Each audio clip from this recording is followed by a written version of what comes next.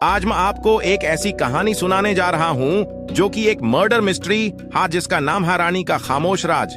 रात की चीख किसने सुनी?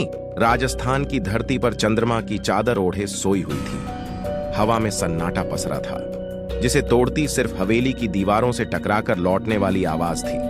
अचानक आधी रात के घने अंधेरे में चीख की तीली जली। चीख हवेली के अंदर से आई थी, बेगम रानी की कोठी से। कुछ ही पल में हवेली के बाहर चीख पुकार मच गई। नौकर दौड़ते हुए बाहर आए, उनके पीछे घबराई हुई बेगम और गुस्से में तमतमाते नवाब साहिब। कोठी के अंदर का नजारा खौफनाक था। पंखे से रानी का बेजान शरीर लटक रहा था। उसकी आंखें खुली थीं, चेहरे पर दहशत जमी हुई थी। आत्महत्या या हत्या? सवाल हवा में तैरने लगा। इंस्पेक्टर सूरज को बुलाया गया। सूरज तेज तर्रार थे। उनकी नजरें कमरे में हर चीज को भेदती हुई घूम रही थीं। उन्होंने तस्वीरों को गौर से देखा।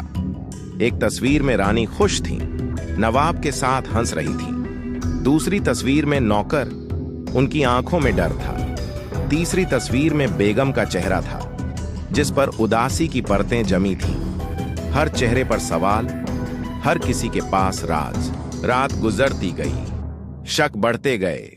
नौकर कांपता हुआ सवालों का जवाब देता रहा।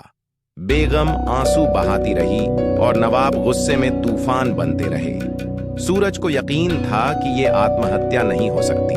कोई छुपा रहा था सच को, कोई दबा रहा था हत्या का राज। सुबह होते ही सूरज ने सबको हवेली के बड़े हॉल में इकट्ठा किया। उनका चेहरा गंभीर था, आंखों में सच्चाई उजागर करने का जुनून झलक रहा था। हवेली की खामोशी टूट गई थी, चीखों की जगह सिसकियां भरने लगी थीं। नवाब का चेहरा उतर गया था, बेगम बेसुध होकर गिर पड़ी थी। इंस्पेक्टर सूरज ने सच का ताप सबको दिखा दिया था, लेकिन सच सामने आने के बाद भी हवेली की रहस्यमयी चीखों का क्या मतलब था? क्या कोई और राज था जो अभी भी छिपा हुआ था?